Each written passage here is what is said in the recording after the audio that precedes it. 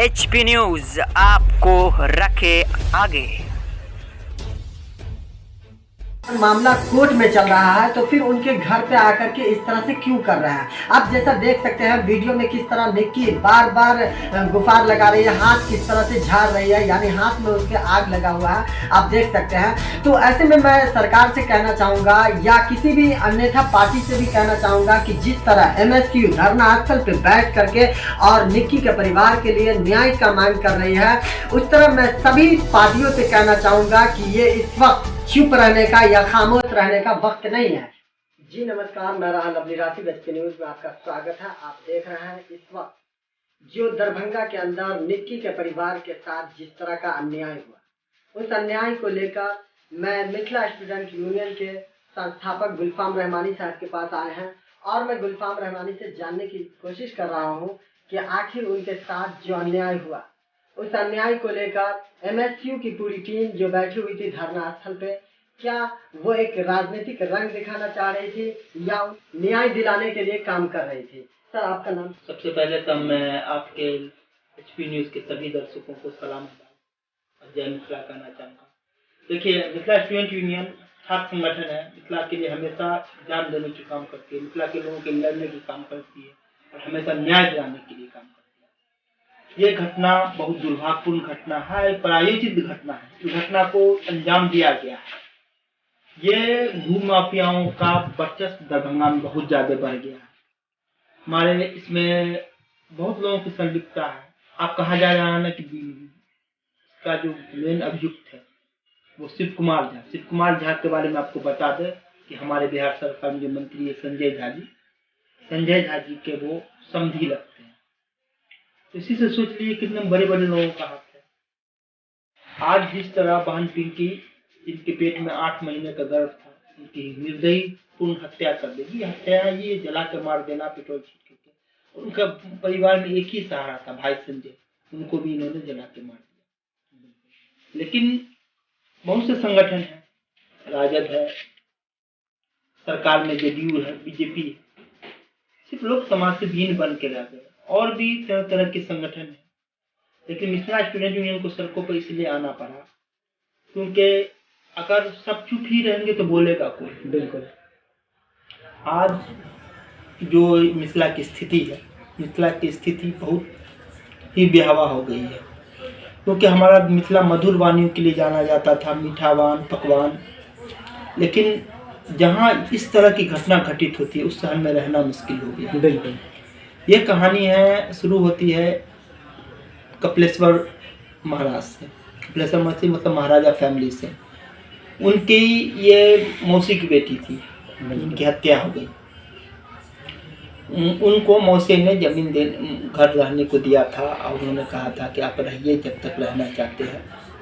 और वो हमेशा 40 साल से उसमें निवास करते थे, एक दिन से नहीं, 40 साल से जब उन्होंने निवास करना शुरू किया तो उसके बाद कपिलेश्वर जी को लगा कि हमारी ज़मीन बहुत महंगी है, पीछे डबरा है, 10-12 बीघा की ज़मीन का मामला था, 100-150 करोड़ का मामला था, 1-2 का मामला, 2.5 करोड़ में 2010 में इन्होंने अपना रजिस्ट्री कराया था शिव कुमार झा ने। तो सोचा कि इसको किसी तरह हटाया जाए तोड़ करके, नहीं तो एक पौष इलाका में बहुत शांत इलाका माना जाता है एकर चौक, उससे सामने आता है GM रोड, अंदर में GM रोड है जहाँ ये घटना घटी।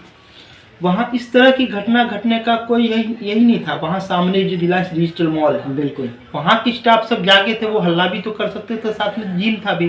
लेकिन ऐसा हुआ कि किसी ने शोर तक नहीं मचाया, क्योंकि किसी के साथ अन्याय हो रहा है। आसपास का सब्जी दुकानदार, किराना दुकानदार से पूछिए तो भाई संजय जी और बहन प्रियंका जी बहुत शांत स्वभाव की लोग, हमेशा लोगों से मिलना जुलना रहना था। सबके आंखों से आंसू है। आज मिथिला स्टूडेंट यूनियन ने कहा मिथिला स्टूडेंट यूनियन 3 दिन तक हमारे भाई उदय, भाई अभिषेक जी भूख हड़ताल पर बैठे हुए थे। उसको साथ देने शिवानी पंचायत से चल करके राजद की राष्ट्रीय प्रवक्ता रितु जायसवाल जी आकर बैठी, हम लोगों का साथ दी। हम लोगों ने कहा जिलाधिकारी से, DM महोदय से, आप हमसे क्या वार्ता कीजिएगा, और वार्ता तो कीजिए पीड़ित परिवार से। जब पीड़ित परिवार संतुष्ट हो जाएंगी वार्ता से। हमारा 3 मुख्य मांग था। पहला, सर 1 मिनट, मैं कहना चाहूँगा जैसे जिस तरह से धमकी दिया जा रहा था, उन्हें जिस तरह चेतावनी दिया जा रहा था, वो बार बार सरकार से कह रहे थे, यहाँ तक कि सिटी प्रशासनों से भी वो कह रहे थे, उनका मामला कोर्ट में चल रहा था। उसके बाद अगर इस तरह का हत्या का मामला आता है तो ये एक तरह से बहुत बड़ा सोचा साचा साजिश है। इसके बारे में आप क्या कहना चाह रहे हैं? ये देखिए, अगर ऐसा साजिश नहीं रहता तो बगल में 500 मीटर पे नगर थाना है। बिल्कुल 500 मीटर पे नगर थाना हो रहते हुए तो ये यूनिवर्सिटी थाना, वो थाना इनका जो घर पड़ता है वो नगर थाना में, तो पुलिसिया रवैया तो कहीं कहीं थी नहीं, तो आज आप सस्पेंड कर देते हैं थाना प्रभारी को नगर थाना के, उससे कुछ होने जाने वाला नहीं है। क्योंकि अगर मिली भगत नहीं थी तो निक्की के पूरे परिवार ने, बहन पिंकी ने और भाई संजय जी ने जाके रिक्वेस्ट किया था कि हमारे साथ घटना घट सकती है, एसएसपी को आवेदन दिया था। जबकि पिंकी एक गर्भवती महिला थी।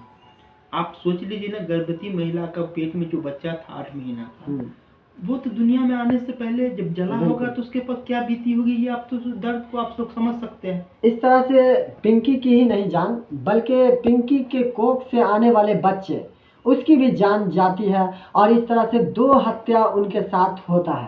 तो ये एक बहुत बड़ा शर्मनाक हादसा होता है। मिथिला के लिए तो बहुत दुर्भाग्यपूर्ण है।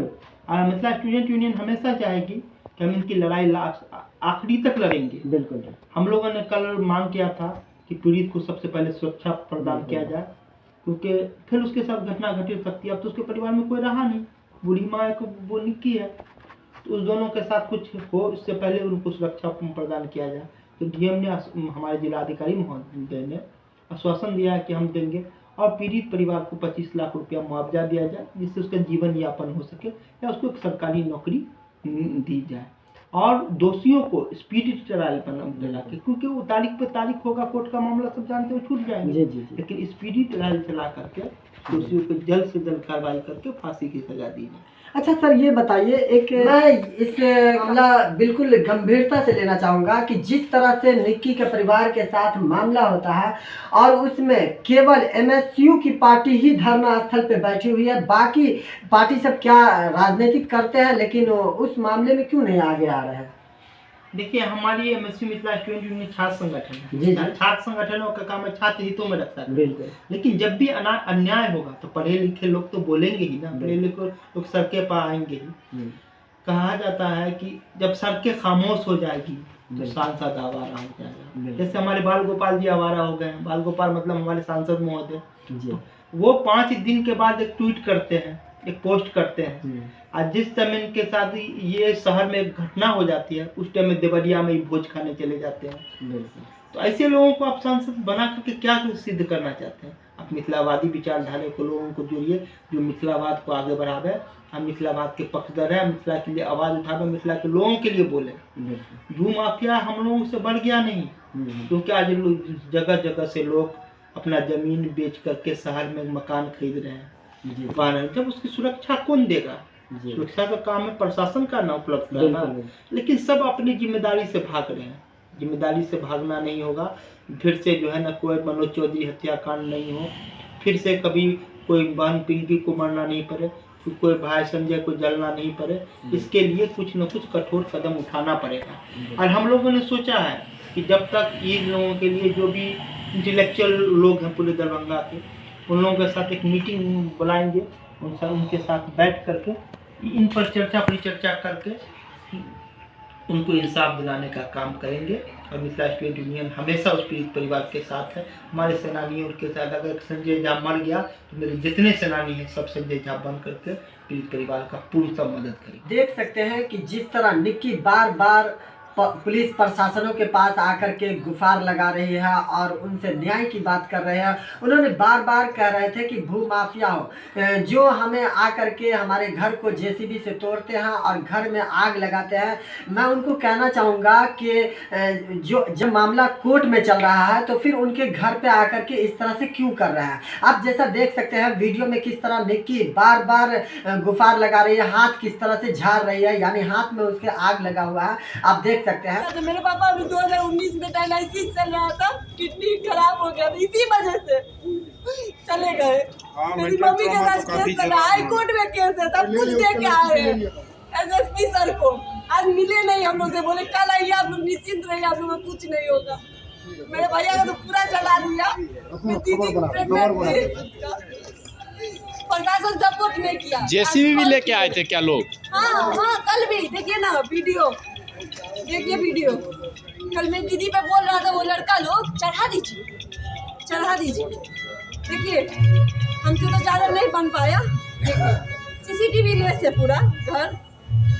एक सेक्शन फोर्स यहाँ छोटी जगह हाँ और वहाँ DMCS जाके बयान लीजिए वो लोग। हाँ, मेरे भैया जेसीबी को ले जाइए, आज आभार पर सब पूछिए कि मेरे भैया को आज कुछ हो जाता है। तो घर तक है ना, देखिए नहीं मेरे भैया है। तो ऐसे में मैं सरकार से कहना चाहूँगा या किसी भी अन्यथा पार्टी से भी कहना चाहूँगा कि जिस तरह MSU धरना स्थल पे बैठ करके और निक्की के परिवार के लिए न्याय का मांग कर रही है, उस तरह मैं सभी पार्टियों से कहना चाहूँगा कि ये इस वक्त चुप रहने का या खामोश रहने का वक्त नहीं है। क्योंकि जब आपके न्याय के वक्त में जब किसी घर के लोगों के साथ इस तरह का न्याय होता है तो उस समय में इंसान को आगे आना चाहिए या किसी भी तरह की पार्टी को आगे आना चाहिए। जब वो पार्टी आगे नहीं आती है, क्या ऐसे में राजनीतिक कर रहे हैं, जैसा कि गुलफाम रहमानी साहब हमारे साथ जुड़ करके और बता रहे हैं, दिया जाता है सांसद। जो घटना होता है और घटना पहले वो भोज खाने निकल जाते हैं, टूर पे निकल जाते हैं, ये क्या है? इस तरह के आदमी को आप सांसद बनाते हैं। इनके साथ कहना चाहूँगा कि जिस तरह MSU की पार्टी धरना स्थल पर बैठ करके जिस तरह से न्याय का मांग कर रही है, उस तरह मैं सभी पार्टियों से कहना चाहूँगा कि वो पार्टी भी आकर के MSU का बढ़ चढ़कर हिम्मत दे और बढ़ चढ़कर उनका सपोर्ट करे। लगेगी आग आएंगे घर कई जद में, लगेगी आग आएंगे घर कई जद में, इस शहर में मकान थोड़ी ही हमारा है। आग लगता है एक घर में, उसके साथ अन्याय होता है क्या उनके पड़ोसी। देखिए मैं इससे आपको कहना चाहूँगा कि आज अगर हमारे साथ हुआ है, कल आपके साथ होगा या होना है। आप किसी भी हत्यारा को आगे बढ़ाने की कोशिश करते हैं या हत्यारा को मौका देते हैं, इससे समझ जाइए कि आज हमारे साथ हुआ, कल आपके साथ जरूर होगा। तो इस तरह से उनका आप लोग भी सपोर्ट करें। मैं सभी पड़ोसियों को भी कह रहा हूँ जिस तरह निक्की को न्याय मिल सके। फिलहाल इतना ही। इसी तरह आप बने रहे हमारे साथ। मैं आशा करता हूँ फिर से आऊँगा आपके सामने हर अच्छे बुरे खबर के साथ। कैमरामैन चमन गाजी के साथ मैं रहा लवली राशिद, हरसिंहपुर।